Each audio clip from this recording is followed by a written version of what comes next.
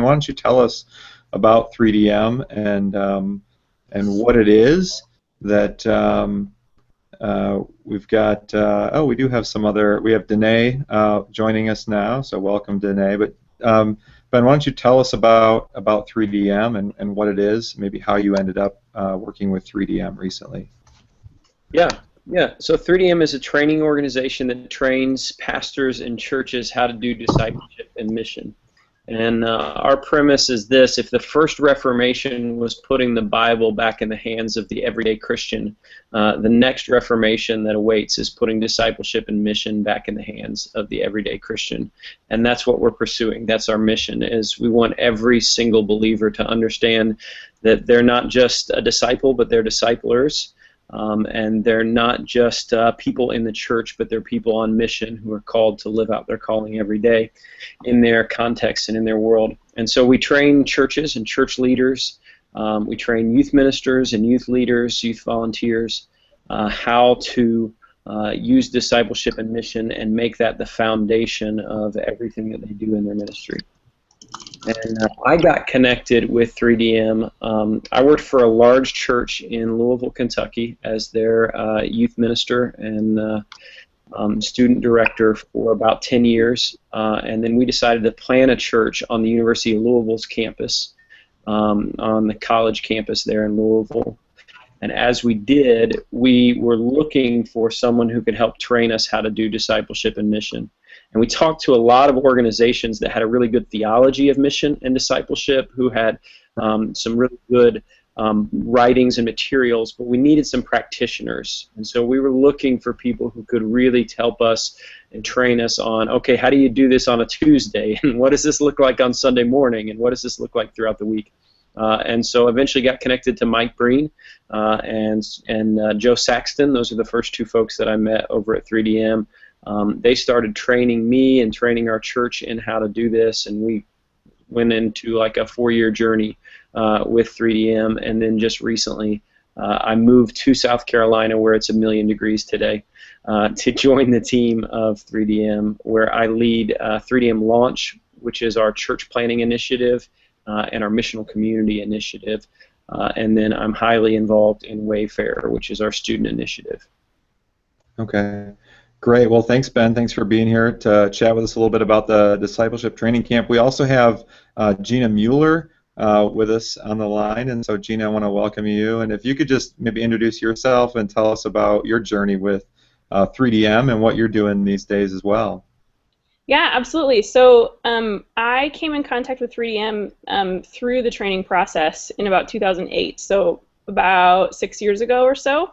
And began the same journey that Ben did in terms of what does it look like for me to really incorporate discipleship and mission in the church and ministry that I was leading. So when I began this journey with 3DM, I was working for a large church here in the cities, and really got to be a part of incorporating a lot of these things into the youth ministry that I was leading, and transitioned a really highly programmatic church ministry, our youth ministry, into a ministry that really was seeing fruit in students not only being discipled, but also becoming people who are incredibly passionate about reaching out to their schools and their neighborhoods and their sports teams and those kinds of things with the good news. So all kinds of fun stuff there. And then now I'm on a church planting adventure.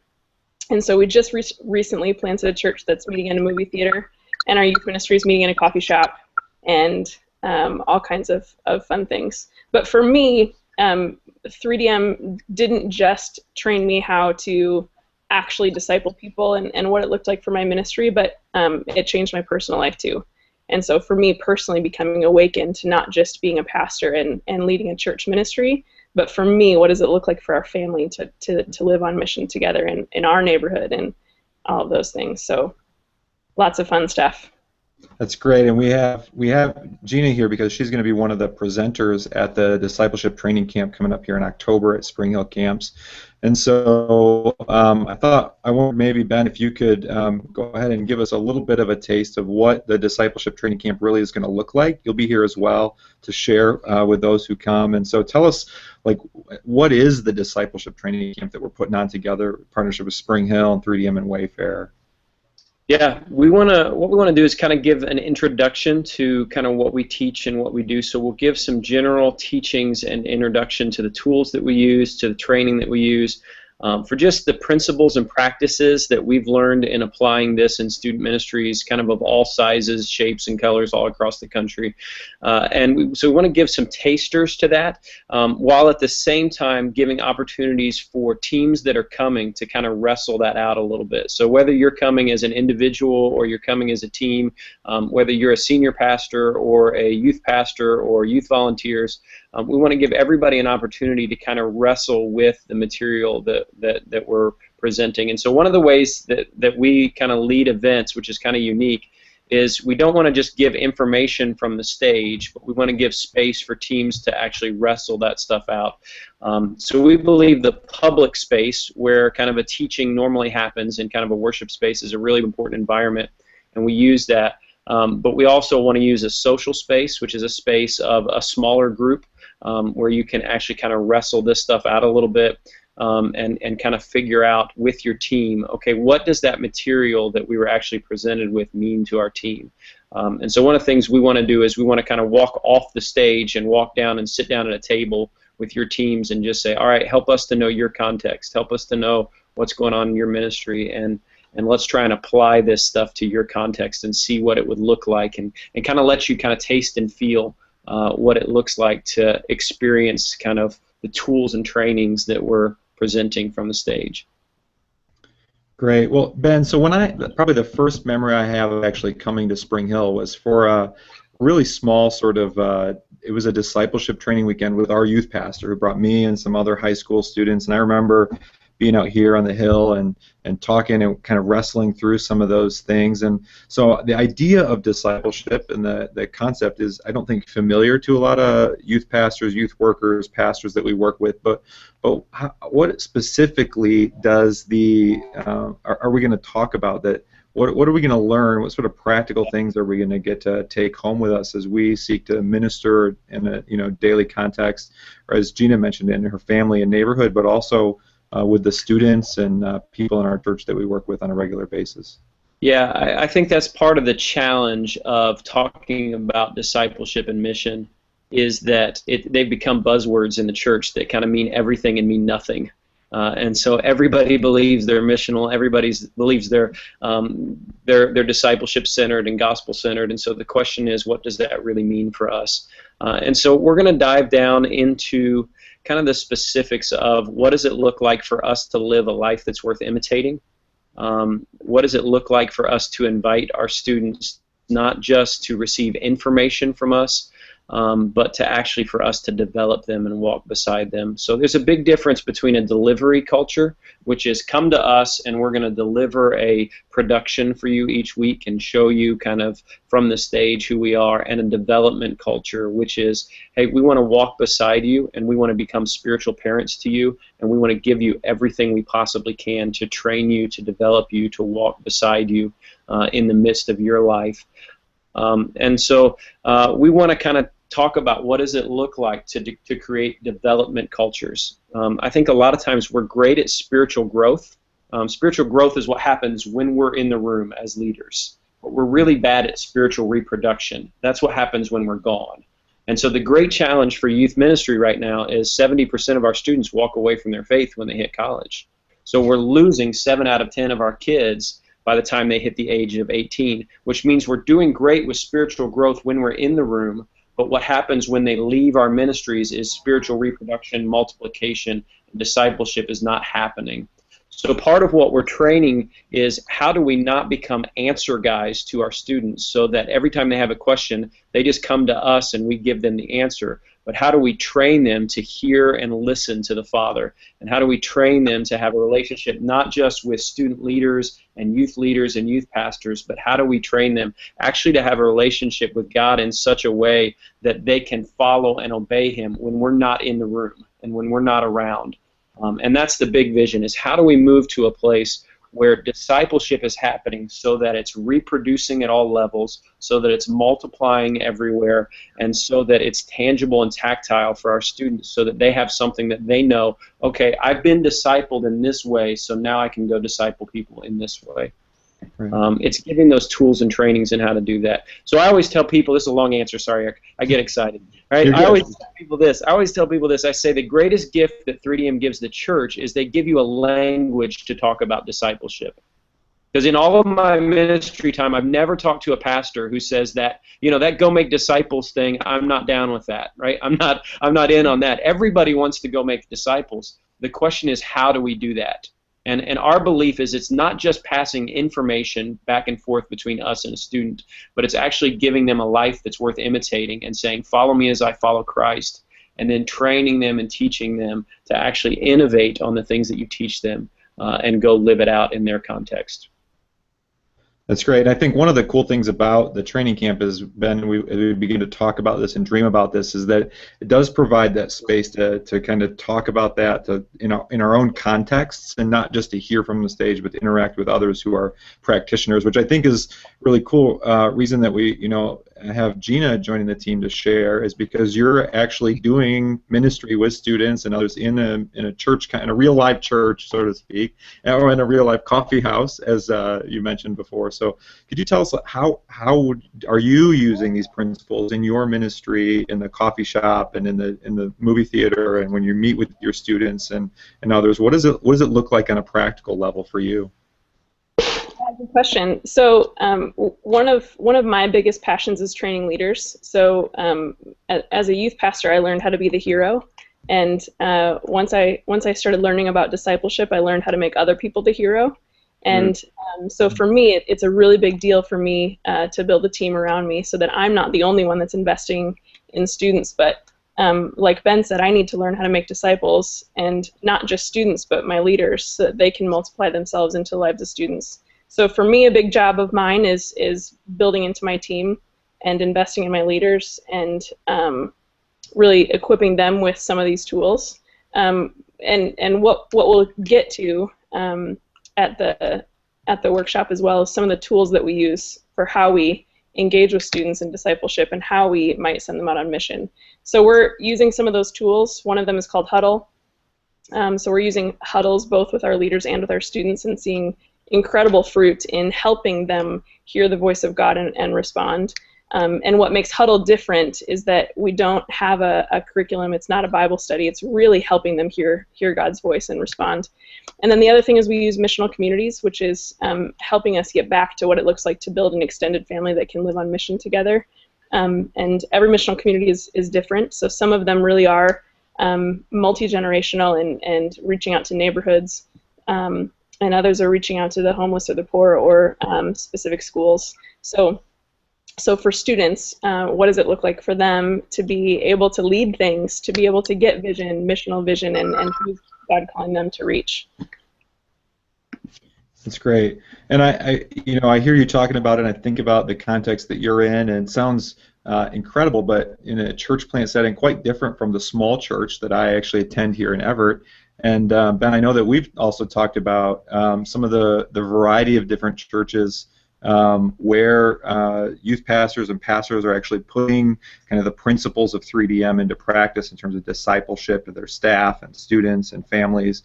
So, I mean, who does this work for? Like, what sorts of churches, what sorts of environments, where is it actually taking place? Yeah, what's really exciting about where you guys are at in Michigan is recently Michigan has been a really great frontier for us, where we're training lots of pastors in Michigan. And so we started 3 different learning communities, and learning communities are kind of 2-year journeys of training with us. where churches commit to get involved in a 2-year training process with us. We started 3 of those in Michigan in the last year and a half, and have, I think it's right around 40 or 50 churches in Michigan that are now a part of this, and that number just kind of keeps growing. So we're doing some in Holland, some in Grand Rapids, and some in Detroit right now.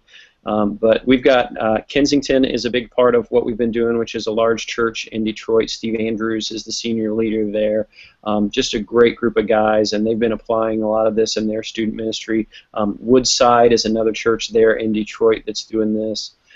Genesis is a church that's really involved with us and has been involved with us for many, many years, and is really putting this stuff into practice. And so those are a lot of the churches. Then there's a lot of smaller churches. I coach a couple guys that are pastors at churches of around 100 folks that have youth groups of 10 or 20 kids in the ministry, and these guys are applying this as well in their context and trying to figure it out as well. So I'm excited, one, for the churches that we are working with, for us to get to hang out with the specific youth ministers at SpringHill, which is my favorite camp, by the way. That's right. Just an amazing place to spend a weekend, and the weather should be perfect. Yeah, it's not 1,000,000 degrees there like it is in South Carolina by the time we get there.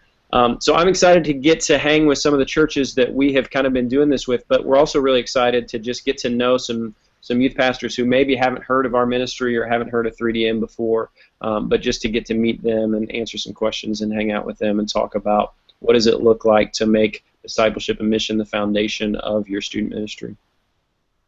That's great. I know we do have quite a few people that have joined us now, and you may be having questions that come up, and we had intended to have the Q&A running, but apparently you have to turn that on before you start. So in the the melee of the technical difficulties, we missed that, but there is the group chat option there on the left. If you have a question, you can go ahead and click on that and just type your question in there. You could send me an email at my SpringHill email address, reply to one of those emails you've received recently from me. It's ewoods@springhillcamps.com. Or at the email address I shared there in the group chat. So if you have questions, we would like to answer them. But I want to talk a little bit more about the format of the weekend, because this is a little bit of a unique sort of experience at SpringHill. I think there's some things that you come to expect when you come to a weekend at SpringHill, especially our youth pastors, the tubing hills and the climbing walls and a lot of the fun stuff. And we will have a lot of that going on, but we do have a full weekend planned. I mean, this is packed full of content from the 3DM team, and so I wondered if we could talk through some of the main sessions. Ben, I don't know if you have those open there, and then some of the breakouts that will be shared as well. And those are opportunities, again, not just to listen, but to interact on some of the content. Yeah, absolutely. So we're going to start on Friday night. I'm looking at the schedule here. It looks like we start Friday night at around 7 o'clock. And during that time, we're going to spend some time just talking about what we kind of discussed earlier, which is discipleship's become a buzzword in the church. And so we want to kind of start by looking at not just the words of Jesus, but the works and the way of Jesus. And sometimes what we do is we overanalyze Jesus' words without actually looking at his methods. And what we believe is, without question, Jesus was the best discipler that there ever was. And so we want to look at what were his methods as he discipled his disciples, and what were the things that he actually did.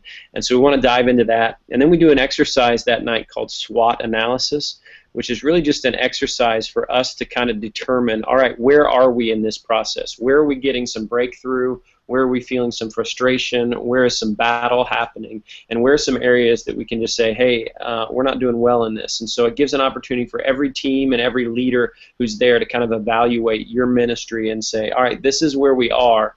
Because we just have a firm belief that you can't figure out where you're going until you first define where you are. And so we want to just kind of start by saying, all right, where are we in this? The next day we want to kind of wake up and get going and jump into just how do we engage the kingdom of God.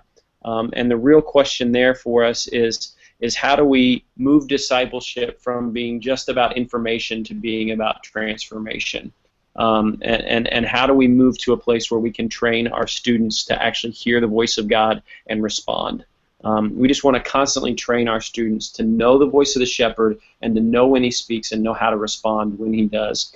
And so we use a tool called the Circle for that, which we will train you guys in that morning. And it should be a fun kind of little exercise as we kind of do some kind of huddle training. In the afternoon, we're going to do a number of different breakout sessions. Everything from just what does it look like to engage the 5 capitals? Just that idea of striving versus thriving. What does it look like for us not to strive so much, but actually to learn what it feels like to thrive? Delivery versus development, which is some of the things that I talked about earlier. Isolation versus inclusion, and burnout versus balance. And so we want to take the afternoon, and I think, Eric, there's going to be fun stuff going on all day around the camp that day that people can engage in. That's right, although I don't know why make you pick those things over the great content that we shared. Yeah. There will be like horseback riding with paintball guns and trips to space at SpringHill during the break. Yeah, we'll have the trips to space going as long as there aren't technical difficulties. So. Yeah, there's always something amazing that happens. And then in the evening, we'll kind of gather back together again and talk about what does it look like for us as student ministers to become spiritual parents to students. I see a lot of the challenges that I see with young leaders is that they know how to be a spiritual brother or a spiritual sister, but they've never learned how to become spiritual parents. And we've just got to acknowledge the fact that we live and work in a fatherless generation and a motherless generation. It's a parentless generation. And so there's an enormous need for spiritual parents in student ministry. In fact, I would say that's the greatest need in student ministry right now, is spiritual parents. And so we want to kind of wrestle it out with what does that look like for us to become spiritual parents. And then we want to wrap up the week by just taking a look at the journey of the people of God from orientation to disorientation, or from reorientation to disorientation, and just kind of looking at the journey of the people of God from Egypt to the desert to the promised land. And just knowing that our temptation is we only want to lean into the things that we do well. So for me as a pastor, that means I want to lean into delivery. I want to lean into teaching and information and Bible studies. And there's a real challenge when we lean the other way and say, okay, we're actually going to learn how to engage in something that's going to take us some time to get good at. And something that's kind of a new skill to learn is, what does it look like for me to develop other leaders? And what does it look like for me to develop the students around me? And so just talking through the idea that sometimes when you're in the desert, Egypt looks great, but it never looks better than the promised land. And so what does it look like to take that journey through the desert to get to the promised land? That's great. The schedule that you just talked through, Ben, is available on our website. If you're looking for more information, go to springhillcamps.com, and then in the retreat section, kind of in the center there, click on Michigan, and you'll see a link right there to the Discipleship Training Camp, which is coming up here just a month away. We're excited about having Ben and Gina and others join us to share from the 3DM team and the Wayfarer team. And interested in registration, we'd love to have you do that. I think this is going to be a fairly small group, so I mean some unique opportunities because of that, chance to really interact, get to know people, and Ben's not just going to be a talking head on the stage, but you get to know him really well, as well as Gina and the others. So I think it'll provide a really unique environment that we can really engage and get really dig into the content and how it applies in each of our settings. So great lineup of material as well as the program there, and excited to launch this fall here at SpringHill. Is there anything else from either one of you that would like to share as we wrap it up here with our webinar? Gina? Smile. All right, Ben? We're super excited about this. Honestly, I'm a really big fan of SpringHill and have been participating in things at SpringHill for a number of different years. And Eric and I go back quite a few years, and just in that process, I've just grown in my love and respect for SpringHill. So I'm really excited to kind of bring two organizations that I love together in the midst of this to try and train leaders. So if nobody else is thrilled about this, I'm thrilled about it and can't wait for it, and just can't wait to get to hang out in that awesome Michigan fall weather. I'm glad it's not in February, but but it'll be fun for us to get together and just hang out and get to know each other. I agree, but before I came to work at SpringHill in camping ministry, I was in campus ministry on a college campus and planted a church as well. So a lot of shared experiences with Ben and probably with Gina, though we haven't had a chance to talk through those things as well. But one of the things that I really loved about our ministry on campus was the opportunity to have life one-on-one with college students, to challenge, encourage them, and to see them investing again in turn to others. And really that's what I've seen from the 3DM material, and what I'm excited about, to help to bring that to the youth pastors, the pastors that we work with from so many churches across the Midwest, to share these just real practical tools for discipleship that multiplies, that impacts not just the handful of students in our ministries, but the people that they'll in turn have opportunity to serve and minister to and disciple as well. So really great experience that I'm looking forward to being a part of and sharing in as well as we get some great information. So thanks again to Gina and to Ben for being a part of our webinar, and I hope that you got some great information about this upcoming event. You'll register, go to springhillcamps.com. Look in the retreats section. If you have questions, don't hesitate to send me an email at ewoods@springhillcamps.com, and we'll look forward to seeing you here in just a month away. So thanks so much, everybody. Thanks for being here, and we'll see you at SpringHill soon. Bye-bye. Thanks, guys. Yeah.